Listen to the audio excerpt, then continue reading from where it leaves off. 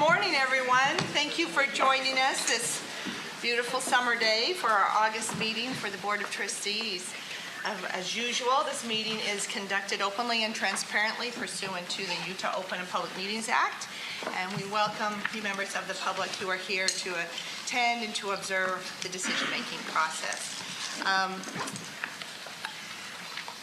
I'd like to welcome and introduce Amy Frampton, our newest trustee, president of the Alumni Board of Governors. She's a marketing leader who's worked in senior roles across high-growth tech companies.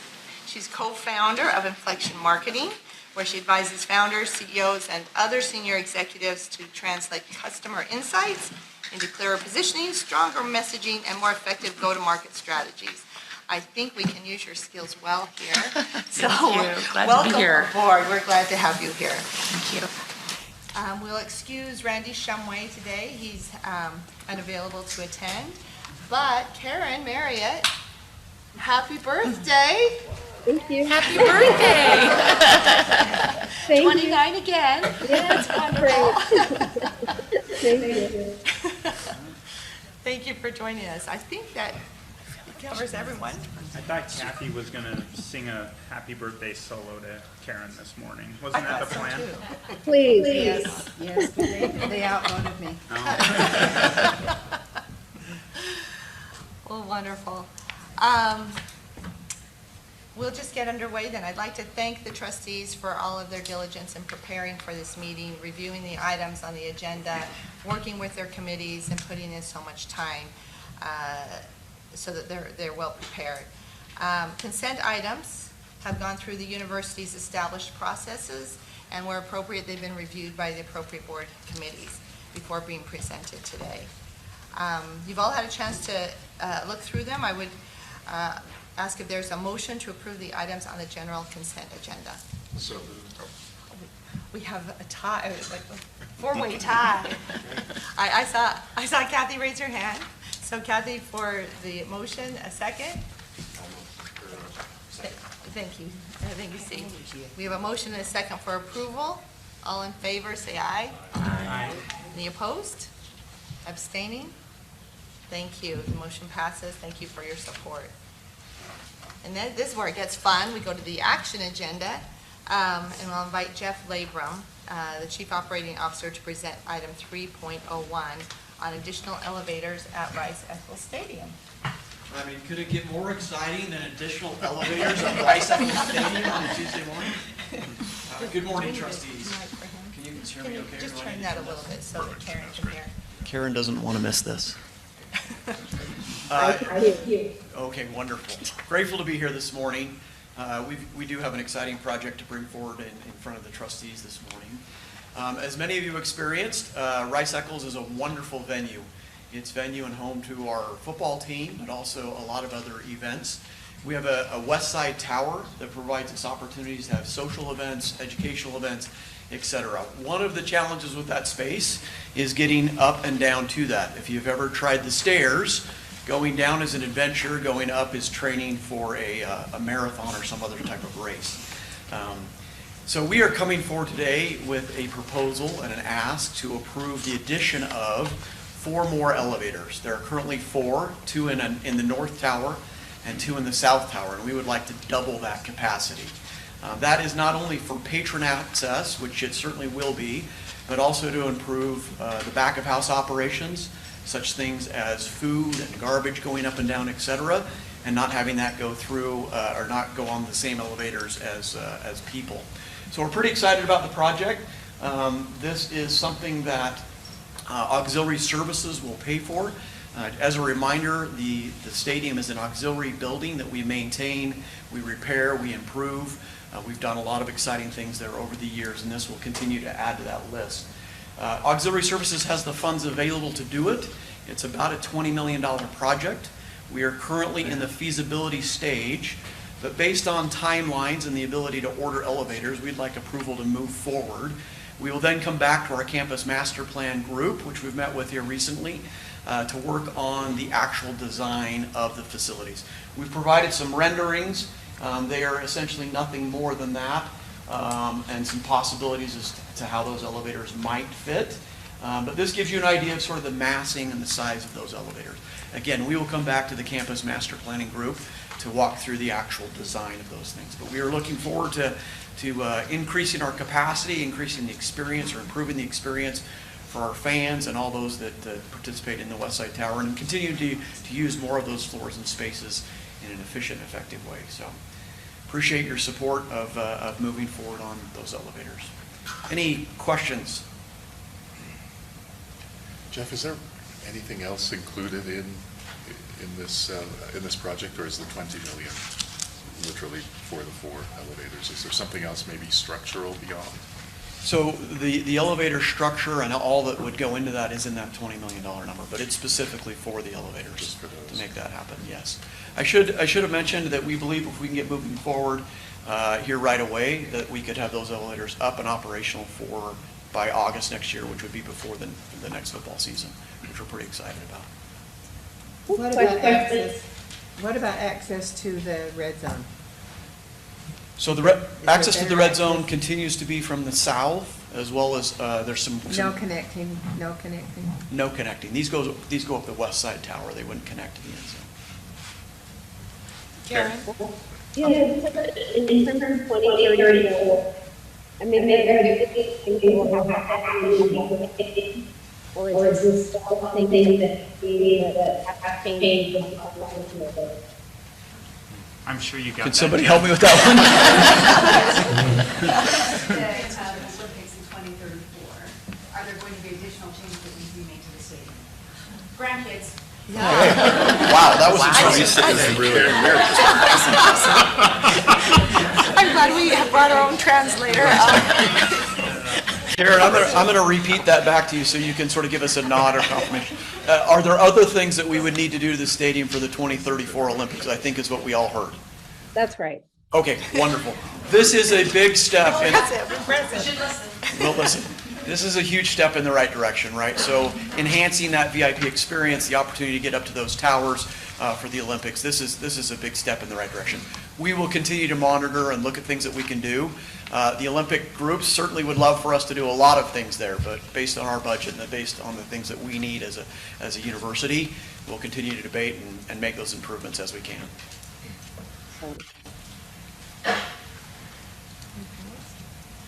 Sal? I mean, Jeff, I think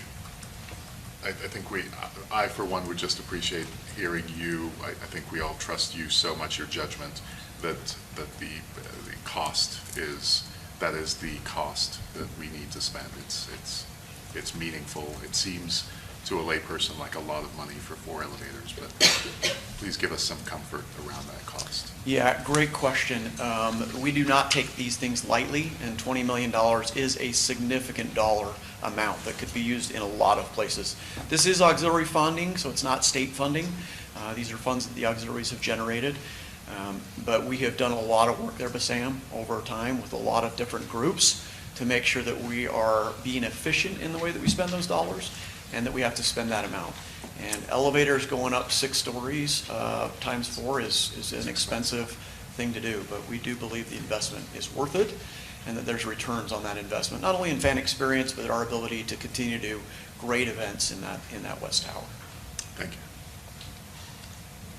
And I appreciate, we had a good conversation in the Campus Master Plan Committee discussing the look and feel of it, as this will be an iconic view during the opening and closing ceremonies of the Olympics, with the 2002 Calder nearby, perhaps the 2034 joining it at some point.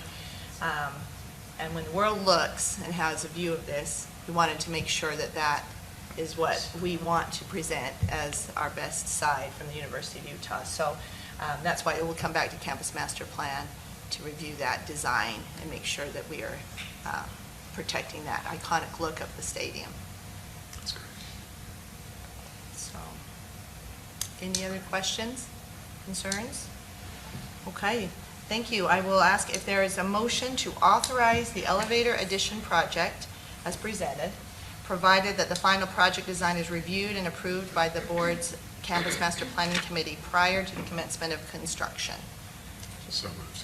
Thank you, Bassam. We have a motion. Is there a second? Second. Thank you, Steve. We have a motion and a second for approval. All in favor say aye. Aye. Any opposed? Any abstain?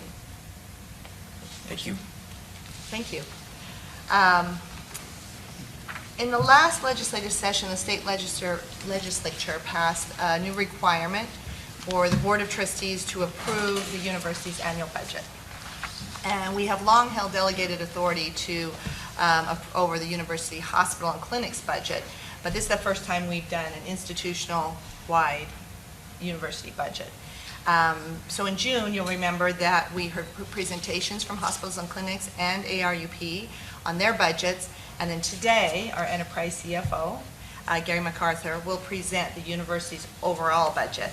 I'll note that the CFO and his team have presented this budget to the Budget and Finance Committee, along with small group presentations to all the rest of the trustees in preparation for today's vote. They've had the opportunity to ask questions and probe. And I appreciate y'all's time and your team, Gary's, as well as the trustees' time putting in preparation and understanding of this. So thank you. I'll turn the time over to Gary to present. Thank you all. Appreciate being here. As Chairman Nichols said, I'm new to the university. I'm the new enterprise CFO. I joined in April as deputy CFO, and I think I took over officially in this role July 1st. So I guess being the new guy, I can do some things, you know, hopefully, and share some things today that'll be meaningful to all of you. But jumping in, before I get into actually the FY27 budget numbers, I wanted to talk about what this team, the team that I was so fortunate to join, has done over the last several years, because their accomplishments are very admirable. If you were to look at the slide, you can see that total revenues have grown pretty substantially from like 6.6 billion to 10.2 billion. That's like a 56% kind of growth rate. Student enrollment, you know, in that 25 period and 26, topped over 38,000 students. I believe the number I've heard for this year's fall enrollment is going to exceed 39,000 is what I've heard, and that will be the largest enrollment ever. Last year, you know, Provost Montoya told us all that we graduated more students than ever before in the University of Utah. So 9,000 students roughly graduated last spring. So pretty amazing on what we're doing in those areas. Tuition and fees, again, have gone up, but we've been able to keep those relatively, you know, lower to support the state and being able to bring new students on board. Two other areas that are really important to us. Heidi's smiling over here because she leads the investment group. And as you can see, that endowment has almost doubled from just over $1 billion to 2.1 billion. And then you look at research awards here, seeing again a great growth over that time period, 641 million to 782 million. I am very fortunate to be joining an amazing team. Amazing board members that we have, amazing leadership that are doing good things for the University of Utah, and continually work in the university's behalf as well as the state's. If you were to think about the university, we're fairly unique in we compare ourselves to other universities in the state. We obviously have a premier institution that's been around since, I think, 1850 is what it says, over 100 major subjects. People don't realize, and we're going to share today, how big our health system is. You think of Huntsman Cancer Institute, you think of hospital and clinics, and all the good that they do in the state and what wonderful resources they are. Research innovation, we have that research hub. Today you're going to see some numbers that we usually haven't shared out there in this manner on ARUP and what they've been able to do as part of that research hub. And then we are an accredited, respected university, you know, recognized by the AAU. So pretty phenomenal institution to be a part of. We do have a lot of ambitious goals. If you were to look at this page, you could say, okay, getting graduation rates up and placements rates up. We do pretty good, but we're working on doing better. Really thinking about health systems. You've heard announcements about, you know, West Valley, Vineyard with Huntsman Cancer Institute, recently talking about moving to a new campus at the point of the mountain. So a lot of work going on there. to continue to serve as patients and to broaden our reach into the state. Thinking about campus infrastructure, we took the numbers off the page, but you know, it's not insignificant. I just mentioned all of those hospital and clinic initiatives. We just cut the ribbon this weekend on Fort Douglas and what that's doing for College Town Magic. If you were to look at what we're trying to achieve, you know, we're going to try to spend just under $5 billion over the next 5 years to fund all these opportunities that are going to benefit the state. So I guess that's a plug for all you donors out there that are listening, that we're doing some amazing things. I mean, funding for this, you know, comes from bonding, it comes from donations, it's going to come from improved operating performance, but that's where the money's going to come from. Athletics. You all know about Crimson Brand Partners. Is that a solve-all for all of our challenges in athletics? Not at all. But is it doing the right things to keep us in the game and move us forward? Absolutely.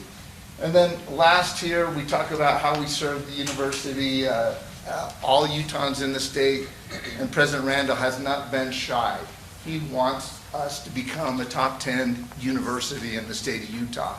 And we're moving down that path and working hard to do so. However, if you think about the environment we find ourselves in, it's not all roses. We have lots of challenges, as said about this, you know, as we say on this screen. We are expecting, you know, cuts in federal funding and not having as much research awards, which is reflected in our budget.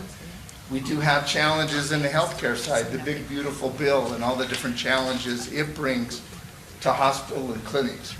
So in this environment, we put together, the first time, I think the university has shared this in this way, an enterprise budget for FY27. So let's jump into the numbers. If you were to look at the revenue, kind of outstanding, this is just operating revenue, just under $10 billion for this institution. It's a big institution without, you know, saying much. You can look at net tuition and fees, state appropriations. I will say state appropriations is very important to us. It's about 6% of our revenue.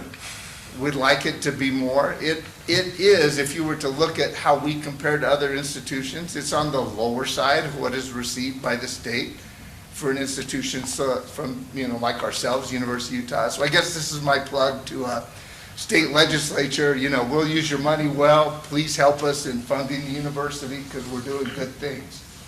Looking at the expense lines, not a surprise that salaries, wages, and benefits are the biggest expense in the university. They represent about 55% of our expenses. And you go down the line, probably not surprising again, supplies and medicine with our hospital and clinic in Huntsman being the next largest area of expense. We're going to focus, I've got a slide I'm going to here in a minute that's going to focus on what we call operating income less depreciation, because that's kind of what we control. And that is roughly $530 million. And if you jump all the way down here to the bottom line, we're talking about $693 million of income. I don't want to skip this non-operating revenue to $643 million. So the chart I showed you before said FY26 roughly $10.2 billion.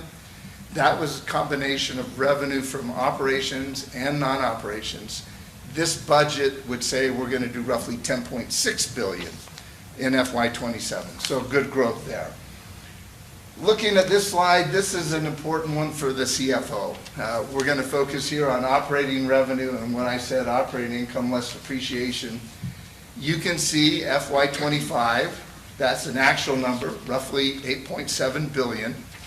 FY26, we're in the middle of closing our books. We'll have actual numbers late September. They'll get audited. We'll publish something in October. But our expectations are that we're going to come in around $9.5 billion. We're budgeting roughly $10 billion from operations, as I showed you on the other slide, for FY27. Looking at this op income before depreciation and amortization, you can see good growth there. This yellow line represents the margin. That is an area of opportunity for improvement that we're going to be working on. So we've been growing our revenues. Our expenses have grown kind of proportionally, and our margin has stayed pretty much flat. So we're going to be introducing several initiatives in FY27 that are going to help us improve that operating margin so that when we get into FY28, we're in a better place. The last slide I'm going to share is, I hope, something that we haven't done before. We are organized into 6 different operating units: academics, auxiliaries, health systems, ARUP. Central, think of that as the presidents and people like myself, HR, CFO, other organization. In a world of non-public universities, you could think of it as corporate, where it benefits the greater of all the reporting units, and it's kind of central. But if you look at that, again, it ties out to the number of a consolidated, just under 10 billion, and we're going to budget for next year $693 million in total income. Let me just conclude by saying the University of Utah is building on a solid foundation and very proud to be part of this institution. With that, I'll turn it back over to you. Thank you. Appreciate that. We like good news. We've got great trajectory, a great team. Appreciate all you're doing on this inaugural institutional budget that we'll keep working on. Thank you. Thank you. Does anyone have any questions for Gary? Yes, I should. Trying to sit down early. Gary, just a quick question. I didn't notice this last time. Is the revenue line for Central, is that an allocation from other lines? It is. Basically what the university has done, it receives tuition from students, it receives state appropriations. It actually allocates that equally to academics. Think of that as all the colleges, and then 50% to Central, because it is actually, as I said, an organization that supports the entire university. And so that revenue is really an allocation of those state appropriation and tuition and fees. Thank you. Thank you. Any other questions? All right. Well, thank you very much, Gary, again. And is there a motion to approve the university budget as presented? So moved. Thank you, Kurt. A second? I'll second. Thank you, Christina, for a second. We have a motion and a second. All in favor, say aye. Aye. Any opposed? Any abstaining? Thank you, the motion passes. Thank you. Next, we have the University of Utah Growth Capital Partners Foundation and the outsourced Chief Investment Officer. I love all these long titles. But they are, these gentlemen are required to annually present to this board about the investments and current and past performance of the endowment pool. The foundation was established just a couple of years ago, and then it conducted a robust search to select its OCIO. And so this year is their first presentation, a lot of firsts this year. So David Anderson, CEO of the Growth Capital Partners Foundation, and Mark Sidaway, President of Sinosure Capital Management, are the ICIO to present. So I'll turn the time to you, gentlemen. Thank you very much, Chair Eccles, and thank you much, trustees, for giving us an opportunity to talk a little bit about this. We take the contribution that the endowment can make to the university very seriously. It's a large pool of money, and we think that we have the opportunity, if it's managed appropriately, to be able to make much more significant contributions to the operating budgets of the university. I'm going to give you just a little bit of a, am I doing that right? Did you read all that, Kurt? There we go. We're going the right one. Thank you. He's got it covered. Can you summarize that for us, AR? Yes. So I want to just talk about two things, and then I'm going to turn the time over to Mark Sidaway, who is the president of Sinosure Capital Management, which is the OCIO portion of the Sinosure Group, which is a financial services group in general. We've gone through a lot of change since establishing the DSO, the foundation, about 4 years ago. And what we've done, particularly with respect to the endowment, is the part that you were a part of, and that was changing the over-allocation policies that the university had to be much more aggressive, but much more in line with what other universities do with respect to their endowments. To give the endowment an opportunity to actually earn more money and take advantage of what is really the strategic benefit of being an endowment, and that is to be able to take a very, very long-term view and not be as concerned about the short term. So that was the asset allocation policy that in 2023 this board adopted.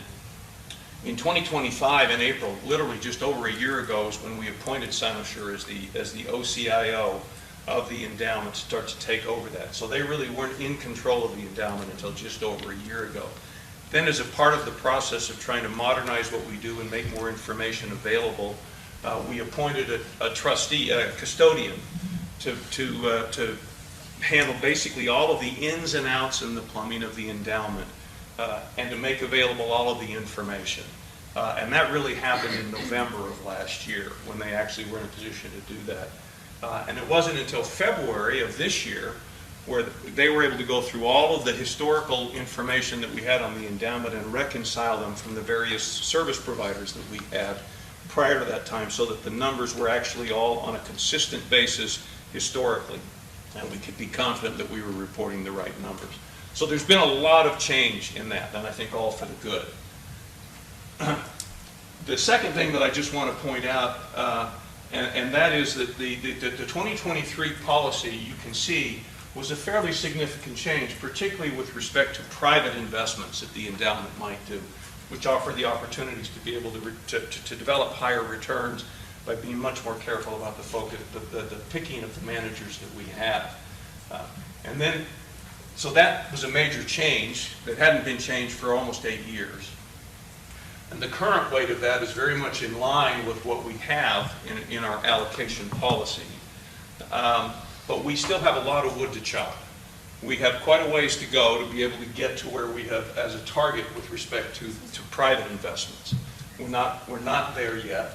And the reason for that is that we're trying to spread that over a period of time, as opposed to having a whole series of private investments that are basically from the same year, and will have capital calls that will actually end up coming very much at the same time and put a lot of pressure on it. We spread that over a period of time. So it will take us several more years before we actually get to the allocation that the board has approved. But we are making super progress in doing that. We just wanted you to be aware of the changes of that. So Mark is going to talk about the performance, the liquidity, some of the processes that they go through, and then we'll be able to answer any questions that you have. Top line. So maybe to start, I just want to put all of this in context for the university as a whole. You know, the reason that institutions create permanent capital, you know, an endowment, is to solve kind of two problems. We just went through the budget, and there's tons of spending and resource that needs to be done today for today's students and for the state today. But there's also looking out into the future, and what is the future going to bring, and are we going to be prepared to continue to bring this university and the state into the years that come, and what is the nest egg that we need to have. So this endowment has to solve two problems. It has to help with today's spending, and we think about that in terms of an essential return, that the endowment has an essential goal for today. And right now, the university's spending policy is to spend roughly 5% of the endowment for today. So we need to make sure that we're generating at least a 5% return on the investments in order to make that spending. The problem with that spending policy is next year and the year after and the year after, that 5% in real terms is diminished by inflation and costs. $20 million to build 4 elevators. It's like, that's the world that we live in. And 10 years from now, it's probably $40 million to build 4 elevators.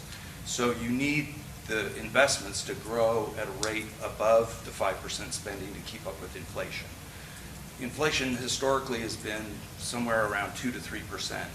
So that gets you to kind of an 8% return that is kind of your market return that you want to keep up with inflation and make sure that the endowment is growing in real terms at that 5%. But then you have sort of an aspirational goal. We want to get higher return than 8%, and the reason that you want to have a higher return is you want to be able to actually grow your endowment and your spending power over time, so that that impact that you have on the state and on the students will just continue to grow and flourish. And the other thing, you know, the goal of the president, he wants the University of Utah to be a top 10 school. And when you go through the metrics that the U.S. News and World Report and these places that rank universities, the unknown secret in there is in that formula, it comes down to money. It comes down to how much does their football team generate? How big is their endowment? And the size of the endowment is one of the things that is key to making a university a top 10 school. And if you look at the top 10 schools in the rankings, they have massive endowments. $2.2 billion at the University of Utah is a ton of money. It's tiny compared to the other schools that are in the top 10. How do you grow that endowment? It's through investment return, but as I said, if you're getting, let's make the math easy, a 10% return, you're only growing your endowment by 2% in real terms, because you're spending 5 and inflation is eating away at 3. So growing at 2% is great, but it's not going to get we're not going to get from $2 billion to $30 billion with a 2% return over the next 20 years. You need Heidi. You need people out there bringing in donations. And the thing that is going to bring in donations is the return on your endowment. Because if I want to donate to the university and I say, wow, the university is able to get a 10% return, I'm not able to do that. I don't know how they're doing that. I'm going to donate to the university because they have this investment program that is compounding at high rates of return. And if I give money to the university today, in 10 years, it's going to be that much bigger. And so it helps with fundraising, and it brings the whole sort of corpus together. So this endowment management, even though $2.2 billion in the whole scheme of how big the university's assets are, is tiny. And what we actually, that 5% spending that we generate on an operating budget of $10 billion is a couple of days of, you know, but it's significant because it becomes the face of the university to donors and to the public, and it becomes a source of, just like a great football team, a great basketball team, we've got a great endowment that look at the returns that we have. And if you look at the aspirational schools that we all sort of try to emulate, it's you know, the Yales and the Stanfords of the world. It's the academics, but it's also the performance of their endowment, at least in the world that I live in. So with that context, I'm sorry to keep going on about that. With that context, that's why we set an asset allocation in 2023, because what you're trying to do is reach those aspirational goals without sacrificing the essential spending. You want to be able to invest for high return, but not in a way that it impairs your ability to spend the 5%. You don't want to get into a situation where you have no liquidity, or there's a market drawdown and you're not able to make that 5%. So an asset allocation that was passed in 2023 is trying to solve those two issues. You have, at the top of the funnel, growth assets that are going to give, hopefully, high return. And the key is the asset allocation is there to do it, but it's the implementation. How do you implement to make sure that you're getting the returns that you expect from this asset allocation? And then down here at the bottom, you have sort of the essential bucket that is there to hopefully create that 5% that you can get year in and year out. And so what it really comes down to is growth assets and yield assets, debt and equity. And so that's where the university was, that's where the allocation is today, and this is where we are trying to move in that direction. We put ranges around the policies because you want to have the target that's going to get there, but then you've got to be able, markets move. And equity markets this year and the last couple of years have moved way higher than you would have thought. And that ends up sort of getting you overweight to growth or underweight to this, and things change. And so you don't want to be so rigorous in hitting that number that you're missing out on opportunities and you're able to really function within the market environment that we're in. So there's very wide ranges around these targets. So the green are the targets for these asset classes, and then there's a big range around that. And what you can see is that in these higher growth categories of private equity, real assets, as David said, you move slowly in those things, because when you make an investment in a private company, you do not have liquidity. And you decide today you're going to fund a biotech startup, you're going to learn in 20 years if it was a good investment or not. It takes a long time for these things to come to fruition. So you move slowly and carefully, you do a ton of due diligence, and you make sure that you're managing the illiquid part of the portfolio extremely carefully.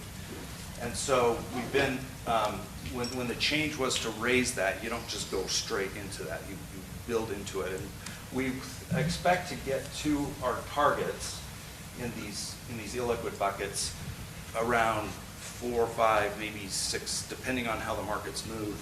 It could take us 7 years to get right to target. Once you're at target, then you kind of have to manage it, because money's coming back and money's going in, and it's an art. But in the meantime, you can put money in the public markets to make sure that you have enough in your growth assets. And what has happened since the change in 2023 is the investment office that was internal to the university, there was some retirement, there was some change, it was outsourced. We took on but in the meantime, there wasn't a whole lot of movement in the portfolio, and cash really built up. And when you sit on cash in a market that's going up, up, up, you're giving up a lot of opportunity costs and potential return. And so we have moved judiciously and cautiously a lot more of that cash that we had inherited into the public markets, just to make sure that we're getting the growth allocation that is implied by this asset allocation. And what will happen over time as we make more private investments and get ourselves up to target from 20% to 30% in private equity, from 6% to 12% in real assets, that will come out of the public equity bucket, and this will come down closer to target. You can see that in the liquidity part of the portfolio, we're basically at target. We're a little high on cash, but that's because we're new and we're trying to get ourselves acquainted with the spending policies and what the cash flows are really going to be. And until we get really comfortable, the policy calls for 0% cash. We're always going to carry a little cash. We're not sure exactly what the right number is yet, because we're still getting our bearings with the operations of the university. So we're carrying a little more cash. We're about right on fixed income and interest rate driven fixed income and credit driven fixed income. And we're a little light on these diversifying strategies, because diversifying strategies are things that you want to take. You want to still get that kind of 5 to 8% type return out of these, but not be so correlated to the swings in the market. And it's hard to find stuff like that. So you got to be really careful in implementing in these buckets.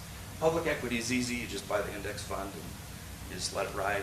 And then when you find today, in today's environment where everything is so concentrated and everything is so AI driven and tech driven, you get a little nervous about the index because you're over allocated to about 10 companies.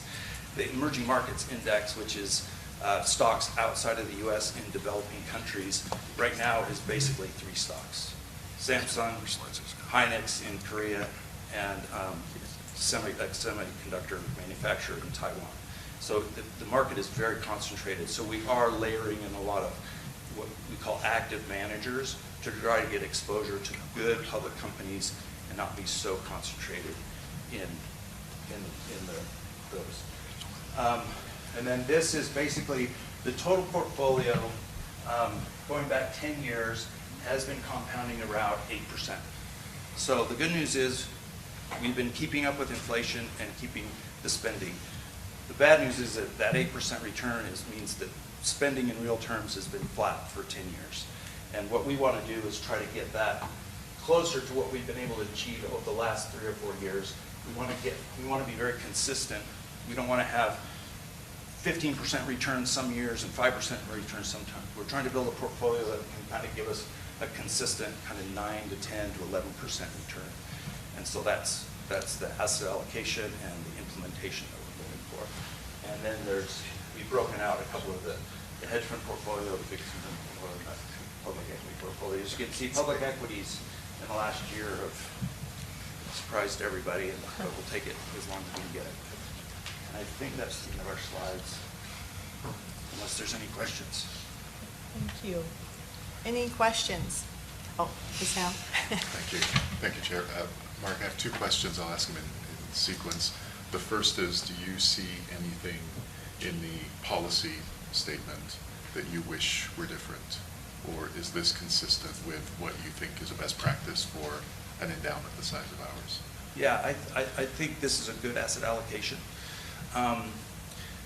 The ranges are very wide, and which is great for us because we can play within that. And like, for example, this hedge fund strategy bucket, the target is 18%, which it's pretty high. You're going to get out of that bucket, typically in typical market environments, you're going to get kind of bond-like returns.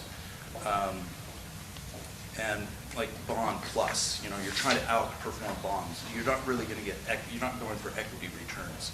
So 18% is probably a little too high, I think, and I would rather have more in growth. So, for example, the credit allocation is only 5%, but the range is 10. And so we're thinking that we'd rather be kind of light on hedge funds, maybe more like 13%, and then a little heavier in credit. Because hedge funds and credit are kind of the same thing. When you make credit investments, you lend money to people, and the best thing that happens is they pay you back, and there's no upside. But if you lend to somebody with a little dicey credit, you can get a little more yield. So you lend to the U.S. government, you're going to get 4%. If you lend to a private company, you can get 9%. So we like private credit because you can get those higher yields. You have to make sure you're underwriting and you've got all the risk management around that. But if you can get a kind of a steady Eddie 9% return out of a credit portfolio, I think that's much more attractive than hedging strategies, which sort of ebb and flow and work and don't work and are a little bit harder. So we probably, the way we're implementing, I think next year I would probably come back and say, as you can see, we're a little overweight credit, and we're still underweight hedge funds. We actually expect to bring to the board a proposal to have some modifications to the existing allocation policy. There are two primary ones that we'll target. One of them will be what Mark has talked about, which is to reduce the allocation towards diversifying strategies, which I think most people in the market feel like haven't really delivered on the promise. And the second is that our allocation policy literally just says private equity, public equity, and we expect to bring to you something that will be a little bit more fulsome, that will describe in more detail what we mean by those things. So we expect probably within a quarter. A little more granular under those. That's great, thank you. The second part is just around the withdrawal rate of 5%. Do we feel comfortable with that on a long-term basis, or do we feel like that's a 0.5% too high or 1.5% too high? I would argue it's probably a little low, but I think we probably want to get at least another year under our belt and make sure we feel comfortable with the strategy that's in place. It's 4.65% right now. Is the withdrawal rate? Is the withdrawal rate. And you think that's low? And it's a little low, but the policy is basically, it's that rate, which is set by the president of the university, applied to an average of the past 12 quarters. So you can't really change it rapidly and have a big impact immediately as the endowment grows. So you're not going to do it on a single year, which is good. I think you're not going to apply that on a single year where you have outstanding growth in the endowment and take a very big chunk out. So it's a much more prudent way to do it. But our most institutions that are having a long-term, really effective strategy on their endowments are a little higher than that. Wow, that comforts me. I was worried you were going to say you thought we were a little too high. No. So we're fine. Yeah, we could 7%. In fact, there are a number of practices, policies, and even laws that would suggest when you get towards 7%, you're stretching it. But 4.65 is probably a little low. Thank you very much. That's it from me, Chair. Thank you. Anyone else? Great. Thank you very much. Thank you so much. Appreciate your work. We'll turn now just to the chair's report. There's so many exciting, wonderful things going on at this university. Fort Douglas Key Exchange was last Saturday, and that was a ceremonial closing of and the marking of the relocation of our military units and personnel that have been here for so many years at Fort Douglas, and the transfer of the final 50 acres of that active military land to the university for our use. And that is an effort that I've heard about since childhood, so, 10 years. But no, it has been decades in the making. And so we're enormously grateful to all those who made this possible, from our legislators, both at the state and in the federal level, and our university presidents, our boards of trustees that have preceded us, and of course, our wonderful Jason Perry. Yes, sir. Who knows all the secrets. But really, this has been so long in the making, so we're so glad to have that done, and we're enormously grateful to our military. And we have pledged to honor the legacy of this place as we provide opportunities for our students here and our community for generations to come. So, very exciting time. Utes Productions grand opening is tomorrow for anyone who would like to attend, 10 to 11:30. It's the new broadcast center that we've talked about before for both athletics and for our communications department. So it'll be used by athletics, ESPN, other networks to provide state-of-the-art facilities as they broadcast wonderful events here at the U. But it also provides a podcast room and other areas for students to develop their skills in communications, broadcasting, and production. So it's one of those things that I just love, is both got a commercial aspect, it's got a practical aspect, and it touches our students in real ways that I think will be meaningful to them. Next week, we have another building dedication for the Spencer Fox Eccles School of Medicine next Wednesday, which will be a great addition to our academic and our health sciences campus. The academic year, which I can't believe we're talking about, it begins Monday, August 24th, so I don't know if that makes you happy or sad, depending on where you are in your life and your family. But we are thrilled to welcome our students back on August 24th. There's a reminder, honorary degree nominations are open. I think Amy will probably talk a little bit more about that. But please consider nominating individuals for the university's highest honor. And nominees should demonstrate distinction in professional achievement, public or community service, and/or meaningful engagement with the university. And you can submit those online. You can contact Amy, who is the chair of the board's honors committee. President Randall is engaged in important university work, and so is not here this morning. We appreciate you, Troy, being here in his stead. But I'll refer you all to his written report for his updates. And then I'll turn the time over to Dr. Carter for health sciences. Thank you, Chair Eccles. Just a couple of updates. We are very excited about next week, August 19th, with the dedication of the Spencer Fox Eccles School of Medicine. Just to highlight that space, 185,000 new square feet for this year's entering class to learn and be exposed to state-of-the-art educational opportunities in the healthcare space. It also features the Russell M. Nelson Global Health Pavilion, the Dumpke Collaborative Experiential Learning Center, and the Accor Medical Education Center. So on behalf of the health sciences, we want to express our thanks to Mr. Spencer Fox Eccles and the Eccles family and foundation for the 110% that they've given to make this possible. A couple of other highlights just to mention. We have had some leadership appointments I just want to make you aware of.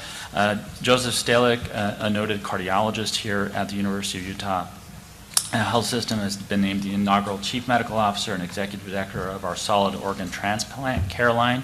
This care line is one of several that's being developed across the health system to create a more integrated, patient-centered experience. Dr. Stalick, we look forward to his leadership. Vivek Reddy has also been named as our Chief Health Informatics Officer. We find that the intersection between health informatics, AI, and patient care delivery is increasingly important, and Dr. Reddy's appointment in this role will help us facilitate that. I also just want to highlight today our very versatile Rice-Eccles Stadium will be used. We'll be announcing in partnership with the X Prize. Well, X Prize will be announcing the 10 finalists in the $101 million X Prize Health Span Initiative. The reason that's happening here at the University of Utah is the Data Coordinating Center for the University of Utah has been named as the coordinating center for all of the XPRIZE clinical initiatives. And so in partnership with UC San Diego, which is the Biorepository Center, and the University of Utah, those finalists will be announced this evening in that competition. And then lastly, I just want to highlight that the School of Dentistry's mobile dental clinic continues to receive recognition and state funding, and this last year was able to participate throughout the state and has been recognized for its service in rural Utah. And we're very pleased with the impact of the School of Dentistry with this rural health transformation program. So that's my report. I'll refer you to the written report for the rest of the information. Thank you. Appreciate that. I'll turn the time over to Provost Montoya. Thank you, Chair Eccles, and everyone else on the board. I want to share just a few highlights, and then I will refer you to the written report, one of which, as was referenced earlier, we are expecting yet another record class. The data won't be finalized until we're at census date, 21 day into the term, but it's looking like we will have over 8,000 students, representing about a 4% increase over last year, with our most significant growth coming from resident in-state students, so about an 11% growth in-state. And we're flat in other areas, and an area that we, along with many others in higher ed, are struggling with is international enrollment. So we are down in international enrollment, but overall we're likely going to land the largest class ever again for the 6th year in a row. We're really excited about a new resource that we're offering for students. We launched it this summer in orientation, and the big rollout, of course, happens when all of our students come back. It's called Answer You, and this is in partnership with the Marriott Library. And the focus and the effort is to increase students' awareness of and access to resources, and so that they can find them in a really convenient place. So there'll be a physical desk, multiple locations in the Marriott Library, locations in the Union. It's online as well. There's a chat feature and function, and what it really does on the back end is connect the resources, but make it really seamless for the students to find what they need. So we're very excited about that. In academic affairs, we launched this summer our compensation project, which focuses on making sure we have competitive salaries for our faculty. So this is our career line and tenure line faculty, and really a very comprehensive and sophisticated approach to benchmarking and looking at opportunities to make sure that we are treating our faculty fairly and that we are retaining our excellent faculty. So I'll share more about that at an academic subcommittee meeting in the future.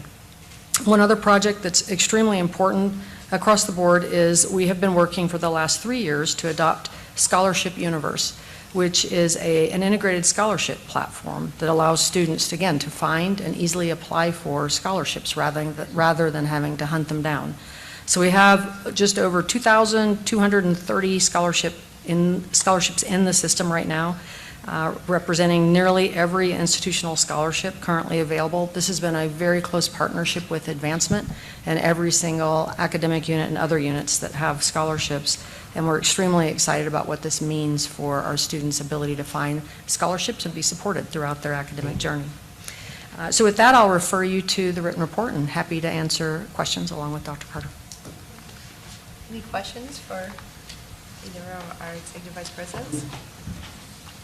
I'm excited about all that work you're doing that leads to student success and graduation rates. And when students have that support, they know where to find help, and they are supported in scholarships, and we make it easy for them. That is such an important piece of helping them get an education. And then, of course, the support of our incredible faculty, making sure that we're able to recruit and retain the best faculty to teach our students and to push the envelope of discovery and research. So I appreciate all that you're doing there. So thank you. Love the Scholarship Universe. Thank you. I know nobody can hear me, but We can hear you very well. You're Very great. well. Thank you so much. We'll now turn the time to our ASU President, Erica Stringham, to report on behalf of the students. Good morning, everyone. Since we last met in June, ASU has been focused on preparing for the 2026 through 2027 academic year and ensuring our student leaders are ready for the fall semester. Over the summer, we completed the majority of our hiring and onboarding, expanded several of our boards and leadership positions, and focused on training and strategic planning. This has allowed us to bring more students into ASUU and strengthen representation across our campus community. A major priority for this year is strengthening student engagement and creating more opportunities for students to build community on campus. We've continued working closely with President Randall and university partners on new and expanded programming. One initiative we're excited to develop is Lawn Fest, a new concert series aimed at bringing students together through the academic year. We're also exploring a campus-wide football tailgate experience and other opportunities to strengthen student involvement and build lasting campus traditions. We're also continuing to look at ways to strengthen support for our registered student organizations and reduce barriers for student involvement. RSOs are an important part of how students find community, develop as leaders, and create meaningful experiences on our campus, and we want to continue finding ways to better support that work. As we prepare to welcome students back to campus, we've also been working closely with housing and orientation and other campus partners on Welcome Week and move-in programming. Our focus is helping students build connections, learn about resources, and find opportunities to get involved early in their experience at the U. Beyond engagement, we're continuing to focus on student well-being, access to resources.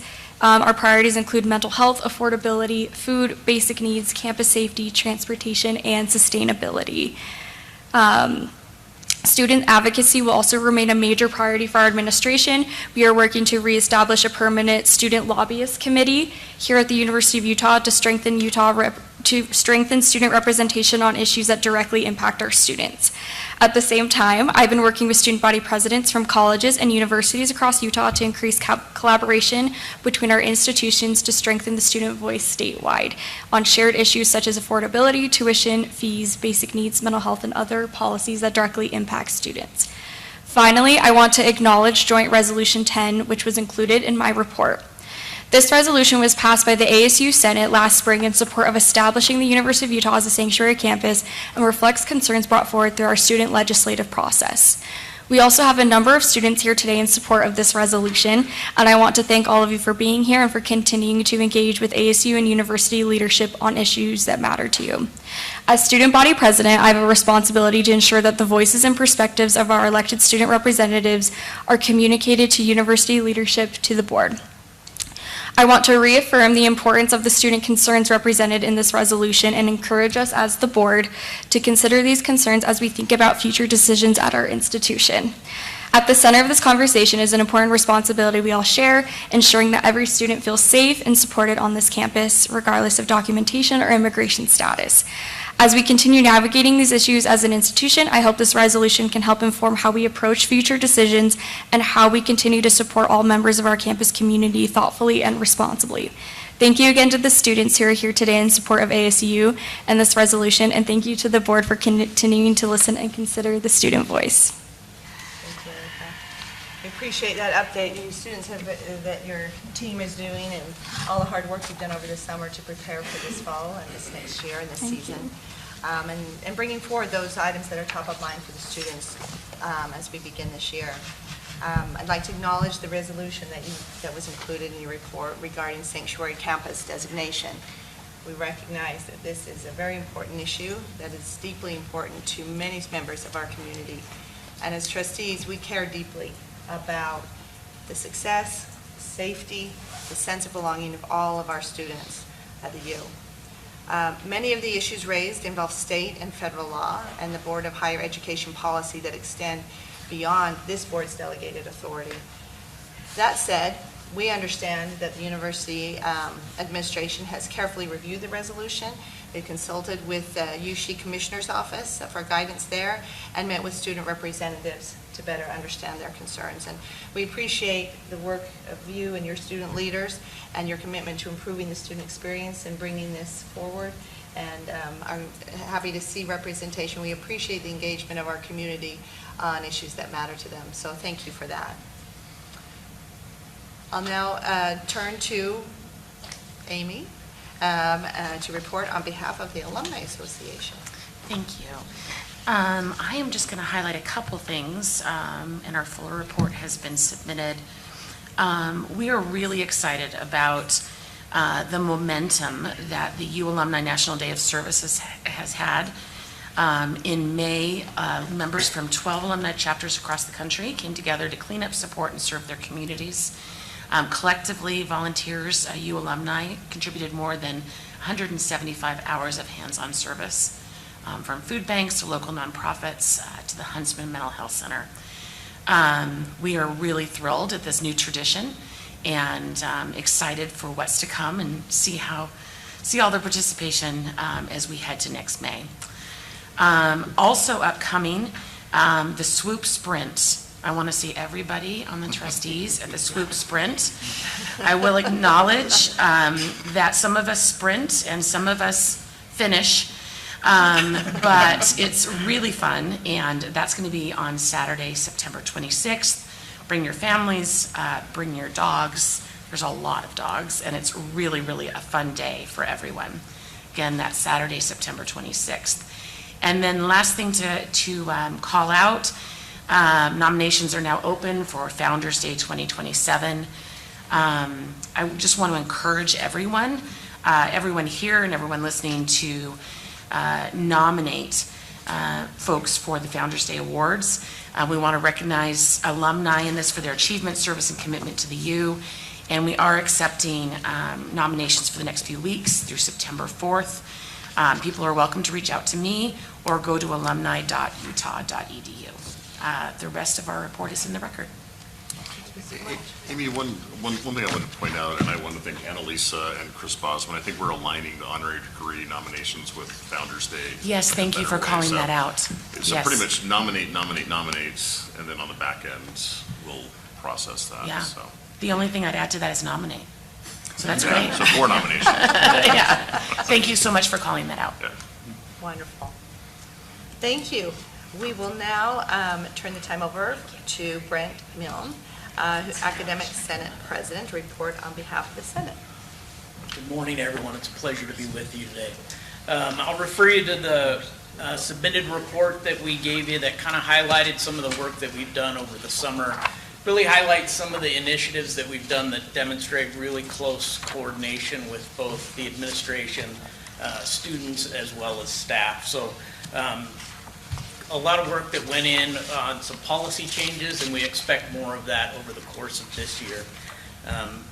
Also some highlights to the support that we have and that we're providing to Big 12 schools, other schools here in the state of Utah, as well as being closely involved in initiative from the Board of Education as well as from USHE. So I'll refer you for the details to that. Also, just a quick introduction to our new leadership team. You're familiar with Richard Price, English professor, who's now our past president. Our incoming president, or president-elect, is John Wynn, a professor of classics. And then I'm Brent Milne. I'm a dentist by training, and I work as the clinic director for the Wakara Clinic in the School of Dentistry. So really look forward to working with you all. Any questions that you have, I'd be happy to answer. Thank you. Appreciate it. And now Ali Minsdorf, President of the Staff Council, will report. Hello, everyone. Thank you so much for having us here today. As Chair Eccles said, my name is Ali Minsdorf. I am continuing as our Staff Council President this year. I'd like to introduce our President-elect, Bryce Williams. Bryce has been a previous Staff Council President, so we're very excited to have him back with us and in this President-elect role. We did not submit a report for Staff Council. We're working with Annalisa to kind of wrap up and finish some projects before reporting those out to you. But we would like to make things aware that we are changing up Staff Council's advocacy work. So we did change how the Executive Committee meeting is established. So that is a closed meeting now for Staff Council members to really do that work that we need to get done. We are also altering our bylaws and have restructured our committees to better focus on staff advocacy. But we'll be bringing our full report in September. Thank you all for having us here. Thank you. Appreciate that. I'll refer everyone to the information agenda, which is included in the written materials, primarily about graduate council review and sponsored projects, if you'd like to be informed on those things. Any additional information, announcements? I think we've covered everything. I look to my hammer here. So thank you all for participating. I'll remind our trustees, there's our next regular meeting, our regular open meeting is October 13th, Tuesday. I know there's been some confusion on that. It is October 13th. And we have some subcommittee meetings after this meeting, if you would like to stay around. Yeah. Let me just hit on that. So, yeah, two subcommittee meetings. If we have Katie, Kurt, Kathy, Christina in the Sorensen, and then Sam, Erica, Steve, maybe Karen, and Karen. Karen, we'll call you. Well, I'll give you a call separately. Go enjoy your birthday. In the Beehive, in the Beehive room. In these subcommittees, so they should just take a few minutes. So the chair has graciously run a tight meeting, so we're running ahead of schedule. So we'll call for a motion to adjourn. Don't all jump at once. So Who didn't moved. get a turn? Okay, Kurt. Is there a second? I'll second. Good, you, Christine. All in favor? Aye. Motion carries. The meeting stands adjourned. Thank you all.